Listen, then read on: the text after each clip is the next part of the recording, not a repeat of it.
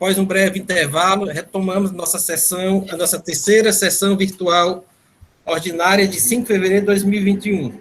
Anuncio o processo de recurso 16506-2018, aí 2018-17010. Recorrente Ipiranga Produtos Petróleo Limitada, recorrido Seju. Relator, doutor Felipe Pinho da Costa Leitão.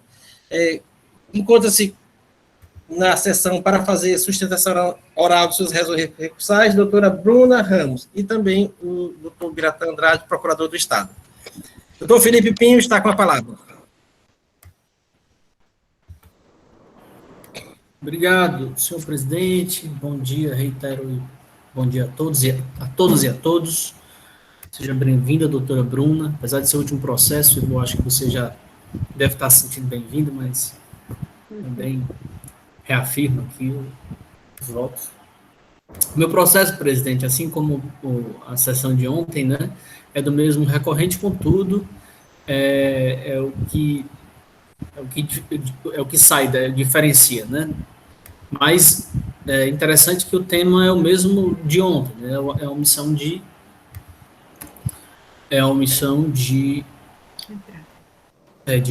exatamente. Não, na verdade, de escrituração, né? Deixar de escriturar no livro próprio. Mas assim, claro, vou fazer o relato bem direitinho e tal. Sim, vou começar, né? Então, o relato da infração é deixar de escriturar no livro fiscal próprio, inclusive na modalidade eletrônica, documentos fiscais relativos à operação de entrada de mercadorias. A empresa deixou de registrar em sua escrituração fiscal digital, FD, do exercício 2015, notas fiscais eletrônicas a ela destinadas, resultando na cobrança de multa no valor de R$ 97.102,28. Passando aqui à defesa, né, já que eu vou fazer menção ao recurso ordinário, mas eu faço aqui, vou fazer também um breve resumo da defesa da parte. A ementa do julgador é a seguinte: falta de escrituração. A empresa deixou de escriturar notas fiscais de aquisição na escrituração fiscal digital, em 2015. Auto de infração julgado procedente. Decisão amparada nos artigos 276A, parágrafo 1º e 3º, 276G, inciso 1, artigo 874 e 877 do decreto 24.599/97, aplicação da penalidade prevista no artigo 123.3G. Fazer uma menção que a parte pede o reenquadramento para o artigo 123.8D, mas não o faz para o artigo 123.8L, que é o que nós costumamos discutir, inclusive foi a discussão de ontem também. Né? Em fundamentação, as páginas 122, o julgador singular traz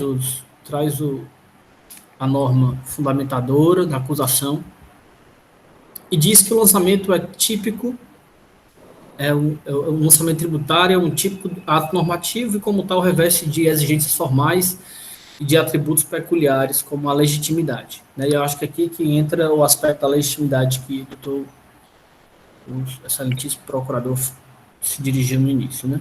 Sendo o ato praticado por autoridades administrativas que representam um órgão público, o lançamento é, por presunção, legítimo, ou seja, ele é autêntico e válido até que se prove o contrário. O contribuinte tempestivamente se manifestou em contestação ao feito fiscal. Analisemos inicialmente o argumento da impugnante de ser nulo o auto de infração por violação ao artigo 142 do Código Tributário Nacional.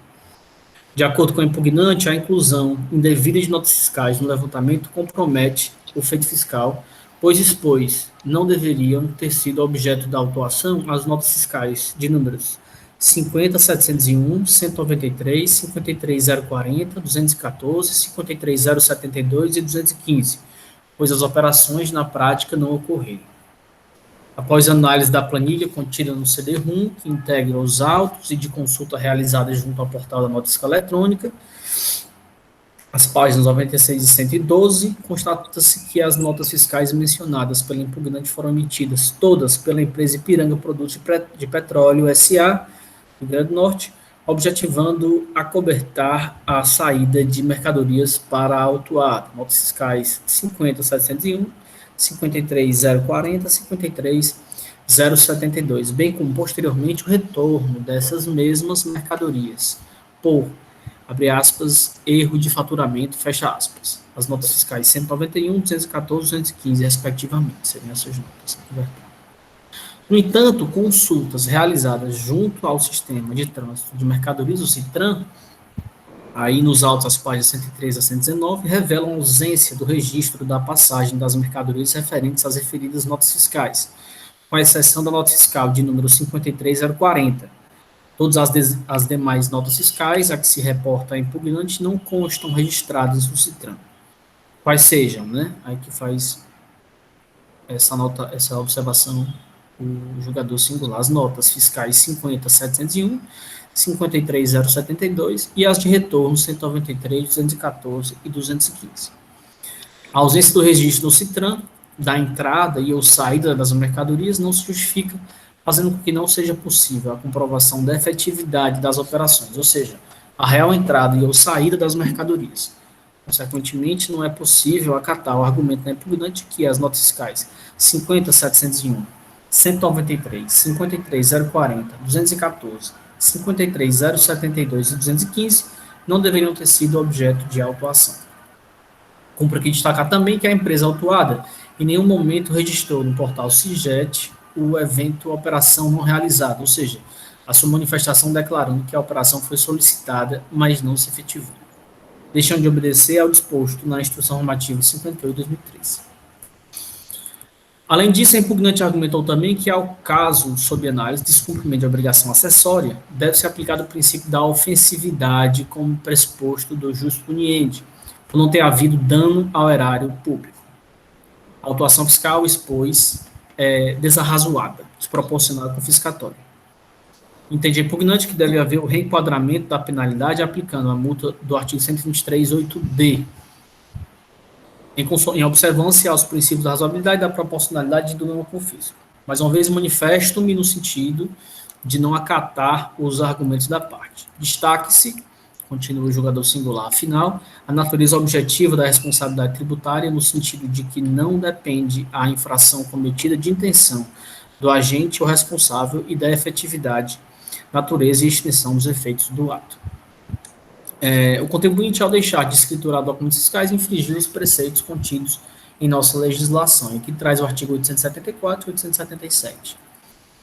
A contestação da impugnação, a penalidade também não deveria ser aceita. Né? Sabemos que, enquanto o tributo cobrado não deve impedir o desenvolvimento normal das atividades comerciais e de um contribuinte, a multa deve impedir ou desestimular a conduta ilícita. Aqui faz uma apuração sobre a natureza da multa, né? A solicitação do reenquadramento da penalidade, aplicando-se a prevista 123.8d, também não deve ser aceita. E aqui traz essa observação por dizer já haver legislação específica para o caso, que é o artigo 123, o artigo que foi enquadrado aqui à parte, né? E argumenta dessa forma. Observemos, afinal, que, diante da constatação do descumprimento da obrigação acessória, as autoridades fiscais, nos termos do artigo 142, parágrafo único do CTN, constituíram o crédito tributário devido por meio do lançamento. No caso em questão, quando a autuação estaria em vigor, a Lei 16.258 de 2017, tendo sido aplicada corretamente a penalidade vigente à época da lavratura do auto de infração. Em resumo, o valor da multa aplicada está correto. Apontou também impugnante ter sido utilizado base de cálculo indevida, por ter sido usado com base o valor total da operação, quando deveria ter sido lastreada no valor de ICMS a ser pago no estado de destino. O argumento acima não subsiste. Conforme anteriormente mencionado, os agentes fiscais aplicaram a penalidade prevista na legislação tributária para a infração cometida, que estabelece a aplicação da multa de 10%. Enfim, a análise das peças que compõem esse artigo emerge o convencimento de que o feito fiscal deve prosperar. Acolhe o feito fiscal em todos os seus termos e aplica aqui o artigo, mantém a aplicabilidade do artigo 123.3g. Esse é o entendimento do julgador singular, que mantém a procedência da acusação.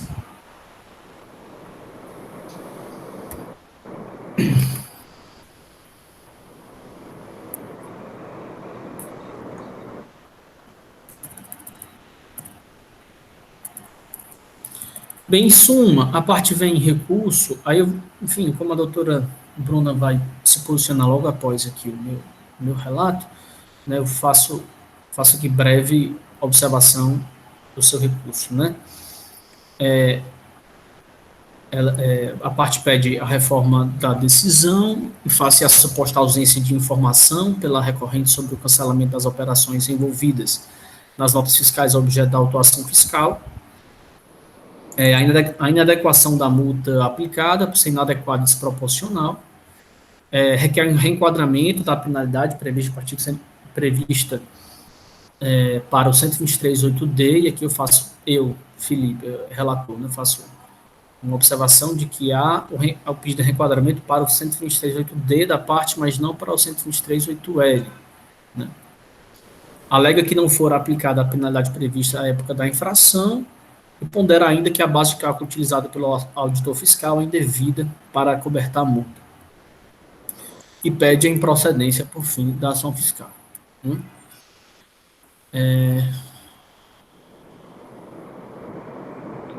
A doutora Mônica Menescal, como parecerista, ela entende pelo conhecimento do recurso ordinário, nega-lhe provimento e mantém a decisão singular de procedência do auto de infração. Como eu já fiz menção ao julgamento em tótum, eu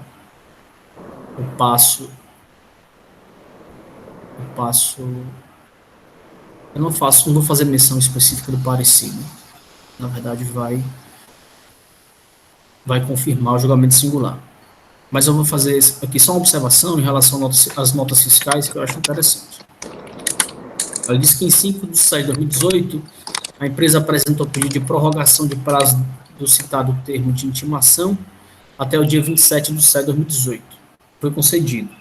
No dia 26 de 7 de 2018, a autuada informou que, apesar de iniciada a análise da documentação necessária para atendimento da solicitação, não foi possível sua finalização, sendo necessária nova prorrogação de prazo para o dia 10 de 2 de 2018, quando a empresa justificou as notas fiscais de entrada de números. Aí ela traz aqui uma série de números, né? 2834, 1066, enfim, e que foram devidamente declaradas em sua EFD, conforme datas discriminadas nas justificativas da intimada.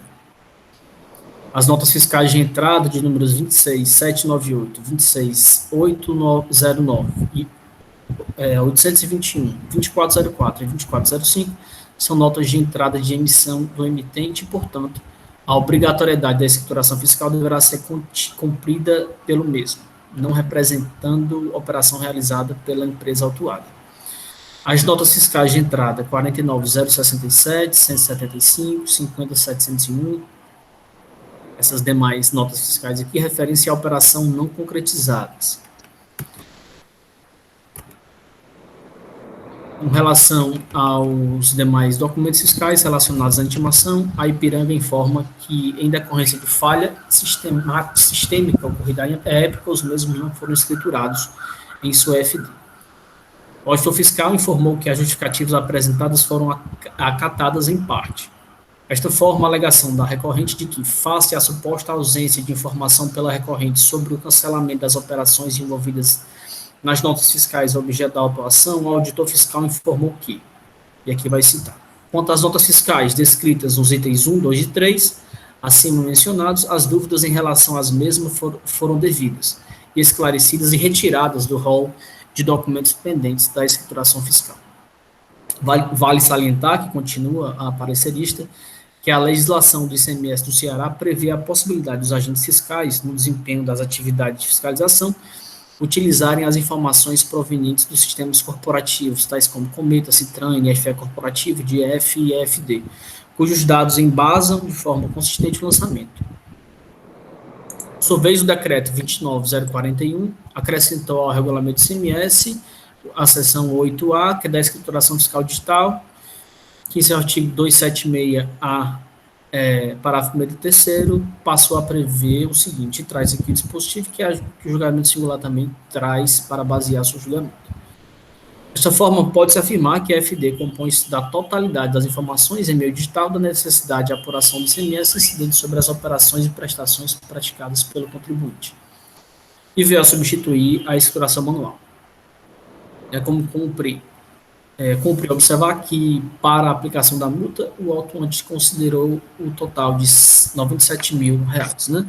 Isto destacar que, quanto ao fato de a empresa ter deixado de registrar os documentos fiscais em sua SPED, em decorrência de falha sistêmica ocorrida à época, cabe esclarecer que se trata de obrigação acessória, a qual independe da existência de obrigação principal.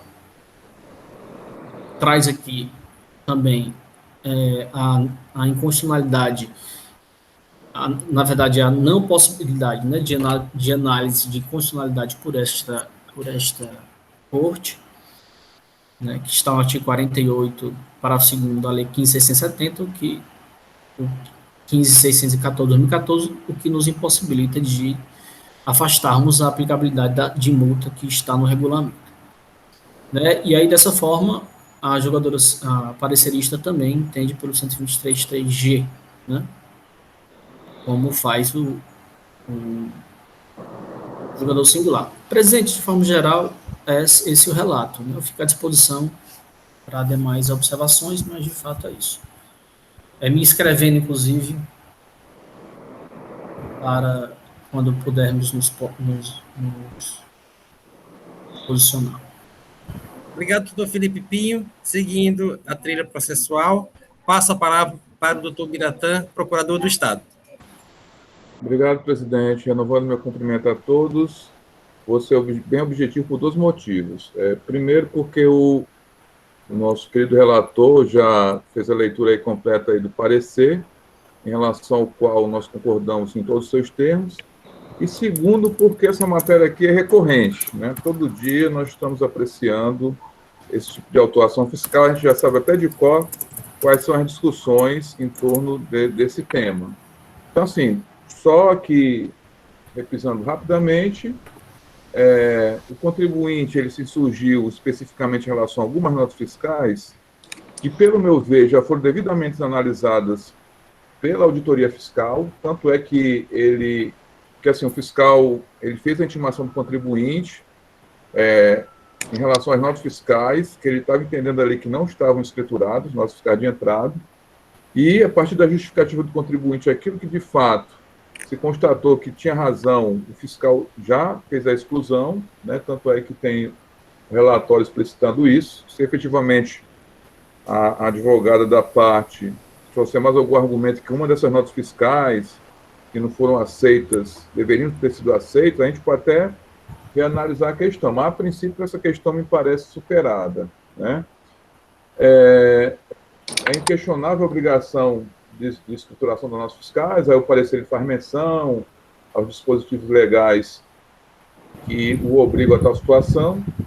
A gente sabe que qualquer erro decorrente de falha sistêmica, qualquer que seja isso aí, não desobriga o contribuinte em relação à obrigação acessória, então realmente é um argumento que não tem a mínima probabilidade para se acatar.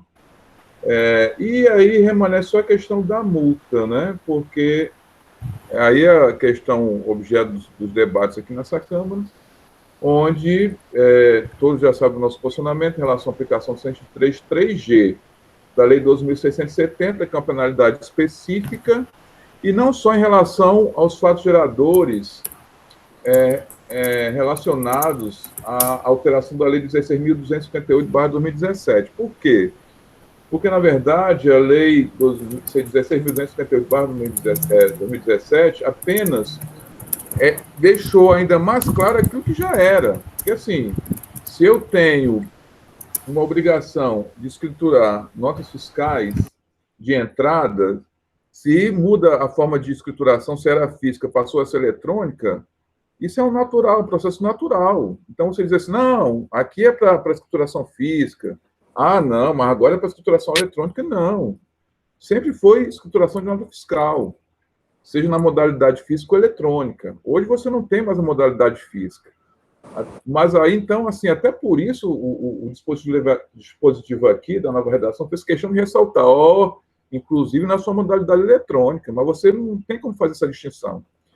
Agora, o que me chama a atenção é que, mesmo depois, ainda assim, é que eu não esperava, assim, para minha surpresa, é que mesmo depois de 2017, ainda tem conselheiros entendendo que, ainda assim, não se aplica esse dispositivo legal. Aí, realmente, aí eu não tenho nem o que argumentar, porque, assim, existe uma penalidade, porque ontem até, acho que foi o doutor Felipe, disse assim, não, mas tem 2 penalidades específicas. Não, peraí. Se tem 2, uma é mais específica do que a outra.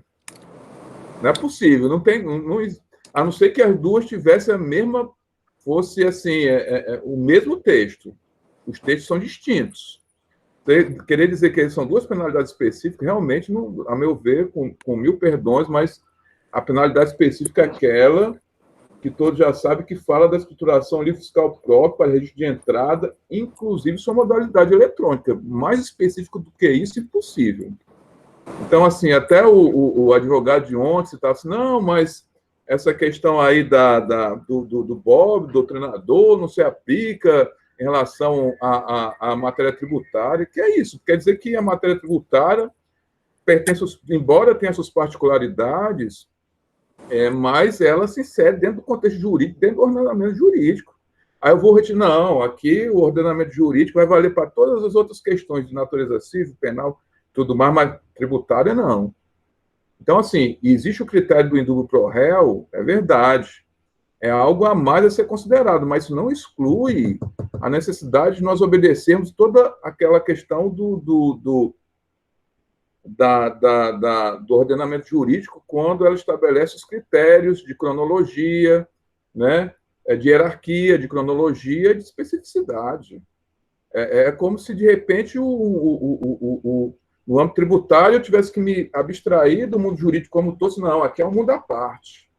Não, de forma alguma, ela faz parte está dentro do universo jurídico com as suas particularidades. Aí você dizer assim, não, isso aqui não se aplica, de forma alguma. Então, nós não teríamos nenhum desses critérios para analisar. Quer dizer que eu não poderia adotar o critério hierárquico, nem o cronológico, nem da especificidade, só do indúbio pro réu. Realmente não faz sentido. Então, assim, senhores conselheiros, essa é a nossa posição pela manutenção da procedência. Obrigado. Na verdade, eu estou só assim rebatendo aquilo que eu não tive oportunidade de rebater ontem, porque o advogado falou e a procuradoria muitas vezes não pode, encerra, né? E o advogado vem, com a sua palavra finaliza e você fica sem poder falar mais nada. Eu estou rebatendo atrasado aquela manifestação do advogado de ontem, presidente. Obrigado. Obrigado, Biratã. Se aplica no caso concreto de hoje, né? Seguindo o nosso rito processual, a palavra está a doutora Bruna Ramos. Obrigada a todos novamente pela oportunidade. Bom, como já bem esclarecido, né, trata-se de uma autuação de cobrança de multa, né, por falta de registro de notas fiscais na escrituração fiscal de 2015, fato gerador 2015. Primeiramente, o que se pretende reformar com o recurso ordinário, eu vou ser breve e pontual nas minhas considerações, considerando que o caso é um pouco menos complexo, né, do que os nossos processos já julgados hoje. Então, pretendo tentar ser o mais breve possível. Primeiramente, existem algumas notas fiscais, como pontuado pelo relator, que não deveriam ter sido considerados, porque são, na verdade, na prática, operações que nunca aconteceram, e apenas foi mantida a cobrança em primeira instância sob o suposto argumento de que essas notas deveriam ter sido informadas no CITRAN, no portal CIGET, só que a instrução normativa que supostamente traz a exigência desse registro fala em poderá ser utilizado esse sistema, não há obrigação. E vossas senhorias conhecem bem a quantidade de obrigações acessórias que a empresa tem que cumprir para todos aliás, é motivo, né, de toda a nossa discussão de reforma tributária, para que isso seja o mais simplificado possível para atrair investimentos. Então, dessa forma, não há exigência de que essas operações, de que essas notas de fato fossem registradas, já que essas operações não ocorreram. Assim, ademais, assim, independente desrazoada, desproporcional e confiscatoriedade da penalidade aplicada, que é 10% sobre o valor das operações, vejam que a base de cálculo utilizada para cálculo da multa é o valor das operações, não o valor do tributo envolvido nessas operações. Ou seja, a base de cálculo da multa é a mesma base de cálculo utilizada para cobrança de tributo, de imposto. E isso é rechaçado veemente pelo STF. Não é possível utilizar para base de cálculo de cobrança de multa a mesma base de cálculo de cobrança de imposto. Então, isso é nítida a desproporcionalidade e a confiscatoriedade dessa penalidade, mas considerando que o Conselho não aprecia questões normalmente de constitucionais, né, que cabe ao nosso Tribunal Constitucional fazê-lo, eu vou considerar ainda, ressaltar ainda que a recorrente apresentou no seu recurso, bem pontuado, a necessidade que, pelo menos, fosse considerado a aplicação do patamar do artigo 123.8d, para que fosse aplicada a multa de 200 UFIs, considerando a ausência de previsão específica para essa cobrança. E pior, já que, levando em consideração que não há na legislação uma obrigação de registro de notas fiscais de operações que não ocorreram. Por isso é que a recorrente apresentou o argumento de que, na falta de previsão específica para esse tipo de situação, fosse aplicada, então, a multa da linha D, né, que traz justamente a previsão para os quais não haja penalidades específicas. Além disso, considerando toda a questão da necessidade que seja aplicada a norma mais benéfica ao contribuinte, é importante lembrar que a penalidade que foi aplicada no presente caso não era a penalidade prevista na época dos fatiadores. Os fatiadores, repito, são de 2015. A penalidade prevista naquela época, ou seja, antes da alteração da lei de 2017, era de 20 UFI, se comprovado incompetente lançamento contábil de documento. Então, essa era a penalidade por deixar de escriturar no livro fiscal para registro de entrada, que é o mesmo a linha G que foi aplicada, né? Era a redação anterior a 2017. Ela só passou a ser aplicada sobre 10% do valor das operações após a alteração de 2017. Então, dessa forma, deve ser aplicada a norma mais benéfica ao contribuinte e, além disso, aquela que encontrava-se vigente na época dos fatiadores. Então, são só essas considerações e agradeço novamente a atenção de todos. Obrigado, doutora Bruna, pela sua defesa. O processo está em discussão, senhores conselheiros.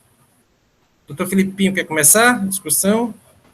Sim, presidente, eu também não vou me demorar muito, não.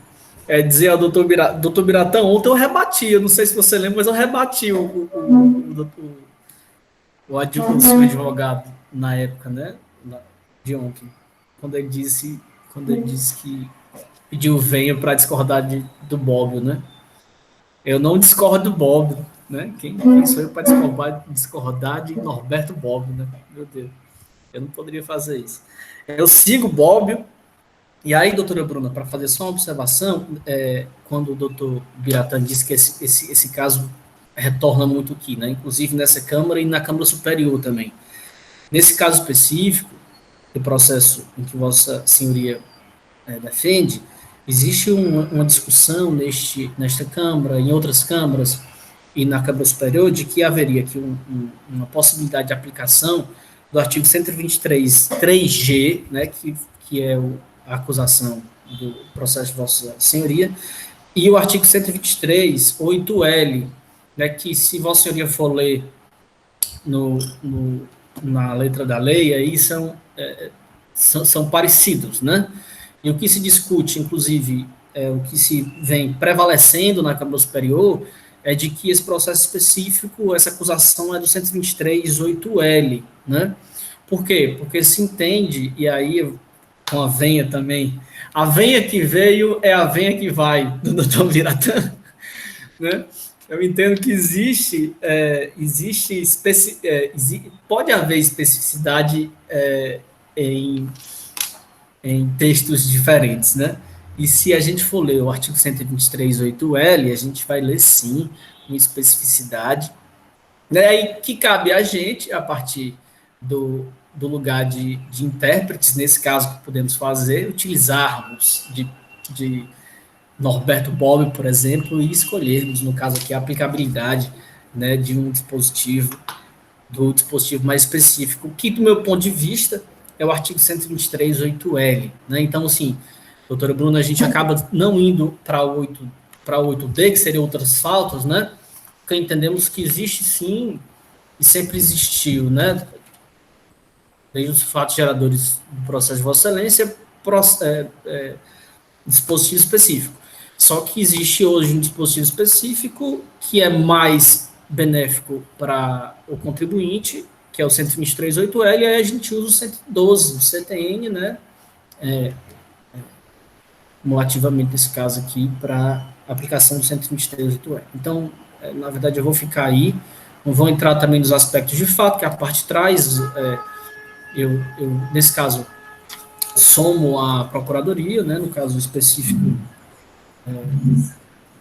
a falta de técnica, ou na verdade a falta de um problema sistêmico, né, não pode vir a afastar a acusação, e contudo o reenquadramento aqui eu entendo que é possível sim, inclusive é o que fazemos. Não nessa Câmara, inclusive, doutora Bruna, importante citar, nessa Câmara o entendimento por voto de desempate, e aqui eu faço essa observação realmente para levar a doutora Bruna realmente conhecimento da jurisprudência desta Câmara. Realmente esta Câmara é uma Câmara que entende pelo artigo 123.3G, né? Já outras câmaras, assim como a Câmara Superior, entende pelo reenquadramento por 123.8L, que é como eu me posiciono. Ok? Então é isso, presidente. Obrigado, doutor Felipe Pinho. Senhores conselheiros, o processo está em discussão. Alguém mais deseja falar? Creio que a matéria é bastante comum, recorrente nesta Câmara, e todos já têm seus posicionamentos. Então, posso colocar... Doutor Henrique quer falar? Doutor Henrique, com a palavra. Doutora Elinei está com a mãozinha ali, aberta ali também, eu não sei se ela quer... Não, né? Ela colocou, faz desde o Morfeu. Presidente, assim, entendendo até pelo encaminhamento que nós demos ontem, né, e a redação que tinha aqui a época dos fatos geradores, né, que seria, na realidade, o 123.3G, né, que seria deixar de escriturar, a redação anterior é deixar de escriturar no livro fiscal próprio registro de entrada, documento fiscal relativo à operação, prestação também não lançada na contabilidade, multa equivalente a uma vez o valor do imposto, ficando a penalidade reduzida para 20 ofício, né? Dentro do nosso entendimento, né, seria essa redação que seria aplicada à época dos fatos geradores, né? E analisando aqui a documentação acostada ao processo, eu não estou conseguindo detectar o valor do imposto nessas operações. Me parece que os auditores ainda não colocaram isso. Não sei se os conselheiros podem me auxiliar nisso aí. Toleilson levantou o dedo aqui. O senhor está enxergando alguma coisa diferente, Toleilson? Na verdade, eu estava pesquisando na planilha dos documentos fiscais e entrei também no portal da nota fiscal eletrônica. Eu entendi que o auditor do Fisco aí fez essa autuação aplicando a 16.258/2017, retroativamente aos fatos lá de 2015, né, 2015, se não me engano, em razão de que por ser mais benéfico, porque você encontra lá várias... eu não fiz o comparativo, tá? Só estou consultando as notas, mas você encontra algumas notas fiscais que têm destaque de ICMS. Como o 3G ele exige que seja uma vez o valor do imposto à época dos fatos geradores, e agora, com a 16.258, com a redação dada por ela, nesse dispositivo é 10%, talvez ela tenha aplicado direto 10%, porque você vai ter lá operações tributadas por substituição tributária, você vai ver óleo diesel, você vai ver gasolina, né? Os maiores valores aí é óleo diesel e gasolina, tá? Aí você vai ver que essas aí não tem tributação, então é o mesmo valor que 10%, o 3G combina com 126, né, 10%, e é o que foi trazido pela 16258. Mas como tem algumas operações que têm tributos, e alguns o tributo é realmente elevado, talvez seja em razão disso que ele tenha aplicado a 16258 por ser mais benéfica ao contribuinte no que diz respeito à penalidade. Né? Aplicar o 123G com a nova redação dada pela 16258, 16258/2017, razão desses tributos que são destacados nos documentos. Mas, assim, para quem tem, como a gente entendeu ontem, pelo 3G, é no sentido de fazer separação das operações não tributadas, colocando lá a tributação pelo 126, e as operações tributadas, com a penalidade prevista à época, no 123 3G, mais limitado ao valor da autuação. Né? Fazendo esses cálculos, se passar do valor da autuação, limita-se ao valor da autuação. Para quem entende pelo 123 3G e o 126, né, para a falta de escrituração das operações já tributadas na fonte, etc. Talvez não tenha essa informação, é isso que o doutor Henrique quer dizer?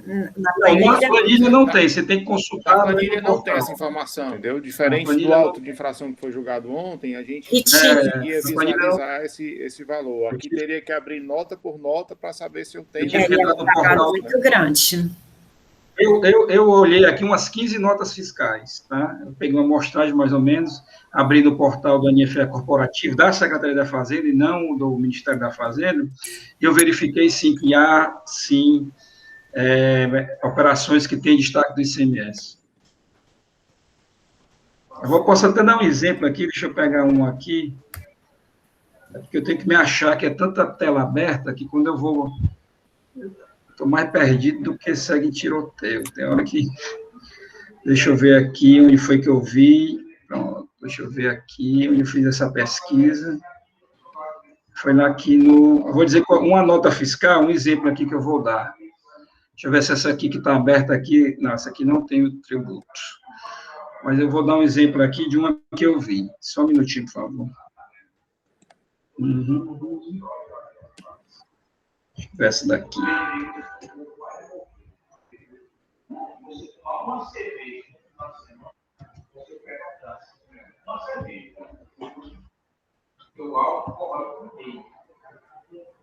Pronto, a nota fiscal 704/15 de... Qual a data, doutor Leilson? 13 de janeiro de 2015, o valor dela está com 22.765,22, ela tem ICMS de 910,61, tá? Esse aqui está menor do que se for 10%, 2,267, né? Mas eu... Qual é a nota fiscal, doutor Leilson? 704,15, de 13 de janeiro de 2015. Certo, 26.180, é isso, o valor da nota? É. Aí está com valor de ICMS 910,61, tá? Vou pegar outro exemplo aqui, deixa eu ver aqui. Rapidinho. Mas você tem notas realmente que tem destaque de ICMS. De álcool, não tem, deixa eu ver isso aqui, uma... deixa eu ver aqui. Álcool tem destaque, inclusive. Etanol, não tem, mas tem um aqui que é um roteador, deixa eu ver aqui se eu lembro, se eu pego ela aqui. Olha, tem muitas, as maiores, a gasolina C, solução, água sanitária. Eu queria uma que eu vi que tinha um roteador. Não, container, não. Argamassa. Vai dar um trabalhinho, mas dá para fazer, né, doutor Leilson? Tá, tranquilo. Não são muitas notas, não. Então, neste caso, quem for optar pela penalidade do 3G vai ter que fazer esse demonstrativo, né? Segregar as operações tributadas das não tributadas para tributar, aplicar o valor do imposto e as não tributadas 10%. Isso mesmo, presidente. Então, o conselheiro que... Lembrando que tem que ficar limitada ao valor da autuação, né? Da autuação, é 10%, sim. Como o teto, a autuação. O teto é a autuação. Teto é a autuação. Todos os conselheiros entenderam? Aqui, presidente, eu achei um exemplo aqui. que o valor está bem além do que os 10%, é a 79650, de 4/12/2015. Então, ela é 35 mil, o valor da nota, 35.855,99, o valor do ICMS é 5.520,17. Bem superior. Ou seja, então está bem superior aos 35 mil, 10% daria 3.500, né? Essa aqui é 5.520,17. Então, é a 79650 de 4/12/2015. Isso é óleo, né, o Leilson? Não, isso aqui não é óleo, não. Isso aqui é Motril, óleo, né? Motril é óleo. Motril é óleo. É uma operação de devolução. A Ipiranga tinha vendido e a empresa lá que comprou devolveu essa mercadoria, tá? Então, nessa devolução, a gente tem que ser destacado. Do jeito que chegou lá, tem que voltar, né? Para anular a operação anterior. Isso aí, você vê que foi destacado o imposto na saída, 5.520, normal, mais 3.384,41 de substituição tributária. Então, tem que voltar da mesma forma, né? Devolução, né? Então, senhores conselheiros, já estão aptos a votar o processo? Sim, presidente. Então, vou começar a colher o voto pelo relator, doutor Felipe Pinho. Sem áudio, doutor Felipe Pinho. Presidente, pedindo venha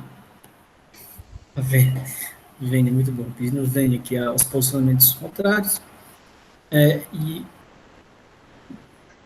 Na verdade, eu estava até em dúvida em relação a isso, assim, a parte não pede, né? Mas eu posso propor o reenquadramento para o 123.8L, no caso. Né? Sim. Porque é mais benéfico, né, para a parte. Então, a parte pode fazer o pedido também, oralmente, sim. Isso. O artigo 142 do CTN dispõe que a autoridade de proposição, né? É a proposição de penalidade. Então, a autoridade que faz a revisão do orçamento tem essa competência de reenquadrar a penalidade. Né? Pronto. Tá bom. Anote aí, doutor Felipe, é o artigo 84, parágrafo 7. Certo. Base daqui 614/2014. Você pode fazer um reenquadramento. Doutora Jusileide, como vota? O entendimento é bastante discutido, senhores conselheiros, mas, senhor presidente, eu vou ficar com o relator, mais benéfico para o contribuinte. Doutor Henrique? Presidente, é só mantendo a linha do nosso pensamento aqui, por ser uma penalidade específica, né, o 123.3G, que fala das operações de nota fiscal de entrada de forma bem cristalina, no nosso entender. Eu entendo por manter a atuação, né, e divergir do voto do relator, fazendo a ressalva que aplicando a redação vigente à época, né, do 123.3G. E aquele levantamento, né, para, uma vez o valor do imposto das operações com o valor destacado, limitado ao lançado na aplicação. Seria esse o voto. E as não incidentes, o 126. 126. Tá certo, Henrique. Doutora Elineide? E só deixando registrado, de acordo com o parecer da Procuradoria. Doutora Elineide? Com o primeiro divergente. Doutor Leilson? A divergência. Doutor Rafael? Com o relator. Então, verificado o empate, desde ontem tem dado empate aqui na Câmara de Julgamento. Então, verificado o empate, compete a esta presidência desempatar, e como todos já conhecem o meu pensamento, neste caso, como há penalidade específica, aplico a sanção prescrita no artigo 123.3G da Lei 12.670, de 97. É 96, pode ser, 97, não é doido. Com a redação vigente à época dos quatro geradores. Esta decisão. Por ter proferido primeiro voto divergente vencedor, o processo será tramitado pelo doutor Henrique José Leal Gereissati. Desculpe, doutor Henrique. Está aí muito processo daqui para aí, né? Esta decisão. Gostaria de agradecer, em consonância com a manifestação do representador da PGE, esta decisão da segunda Câmara para este processo. Gostaria de agradecer à doutora Bruna pela participação e, quando for proferido o voto de desempate dos 3 primeiros processos, a senhora será comunicada dos resultados. Muito obrigada a todos. Bom final de semana. A senhora também, tudo de bom. Bom final de semana, amigos. Silvana, terminou a sessão. Pode parar a gravação. Assuntos gerais, senhores conselheiros.